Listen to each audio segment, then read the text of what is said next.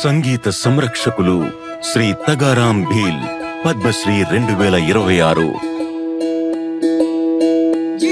మూల్ సాగర్ గ్రామం, జైసల్మేర్, రాజస్థాన్.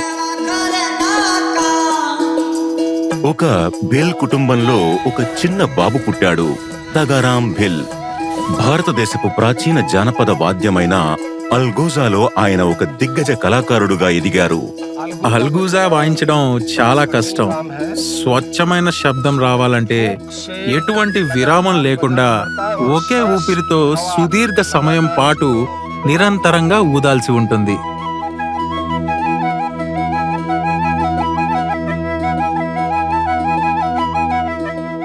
తగారాం సామాన్య కుటుంబం నుండి వచ్చారు.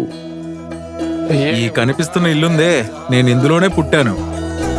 మా నాన్నగారు అల్గోజా వాయించేవారు. ఆయన వాయిస్తుంటే వినడం నాకు చాలా ఇష్టం. మేకలను కాస్తున్నప్పుడే నేను అల్గోజా వాయించడం నేర్చుకున్నాను.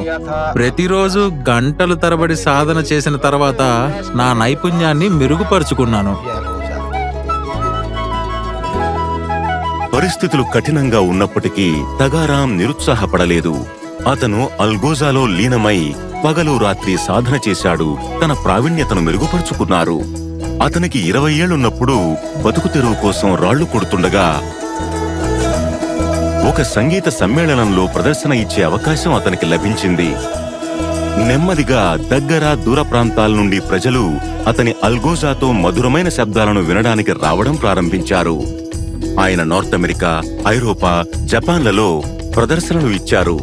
తద్వారా భారతదేశపు ప్రాచీన సాంప్రదాయ జానపద సంగీతం ప్రపంచవ్యాప్తంగా ఖ్యాతి గడించింది.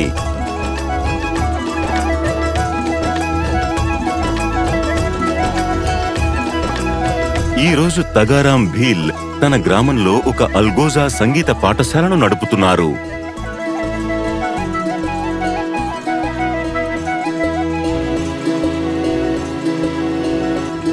తన నేర్పుగల చేతులతో అతడు అల్గోజా వాయిద్యాన్ని స్వయంగా తయారు చేశాడు. ఇలా తగారాం భీల్ ఒక ప్రాచీన సంగీత సంస్కృతిని నేటికి సజీవంగా నిలిపారు. ఈ సందర్భంగా మీ అందరికీ నేను ఒకటి చెప్పాలనుకుంటున్నాను. మీ ప్రయాణంలో మీరు ఎటువంటి ఆటంకాలను ఎదుర్కొన్నప్పటికీ మీ లక్ష్యానికి కట్టుబడి ఉండండి. కష్టపడి శ్రమించండి. విజయం మీ సొంతమవుతుందని నేను మీ అందరికీ చెప్పదలిచాను. జై హింద్. శ్రీ తగారాం భీల్ పద్మశ్రీ 2026. కోటి కోటి నమస్కారం.